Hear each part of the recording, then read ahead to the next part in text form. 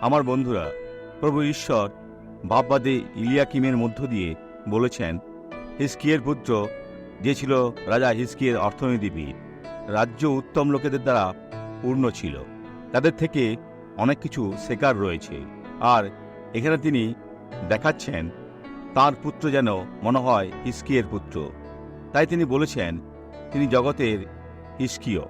তিনি প্রত্যেকের উপকারের জন্য অর্থের দায়িত্বে ছিলেন। তিনি যিশায়া 22:23 বলেছেন, যেমন লোকে ধীরস্থানে দাণ্ডাবদ্ধ করে, তেমনি তাহাকে বদ্ধ করিবে, সে আপন পিতৃকুলের প্রতাপ সিংহাসন স্বরূপ হইবে।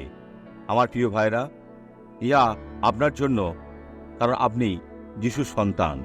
ঈশ্বর আপনাকে পরিচর্যা দিয়েছেন। তিনি আপনাকে একটি খুঁটি, একটি পেরেক হিসেবে বেঁধে রাখতে চান।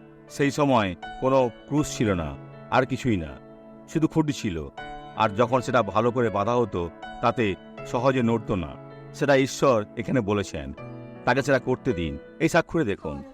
পাস্টার, আমার 10 বছর ধরে বাত ছিল, এর ফলে হাড় নড়ে গিয়েছিল। আর এখন এখন সুস্থ হয়েছে যিশুর নামে। আপনি কি সুস্থ হয়েছেন? আমি সুস্থতার অধিকারকে নিয়েছি। আগে কিভাবে চলতে? আসলে অল্প চলতাম, খোঁড়াতাম, এখানে খড়িয়ে এসেছি। আপনি আগে খোঁড়াতেন? হ্যাঁ। ওইখানে যান।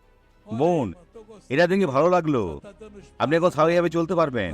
ওখানে দেখুন, দেখুন, দেখুন, দেখুন। এখন আপনি ফিরে আসবেন, আর দৌড়ে ফিরে আসুন। খুব ভালো। প্রভুর প্রশংসা হোক। এটা খুবই সুন্দর। এখন প্রার্থনা করি, ঈশ্বর, তোমার বাক্যের উপর হাত রাখি, আর এই লোকেদের বাঁধি যারা চাইছে তাদের অনেক উঁচুতে নিয়ে যাও। যদি তারা নম্র হয়, যদি তারা প্রভুর দাস হয়, তারা জয়ী হবে। এখন তাদের আশীর্বাদ করি। ঈশ্বরের বাক্যের পরিচর্যাকারী হিসাবে আমি তাদের আশীর্বাদ করছি।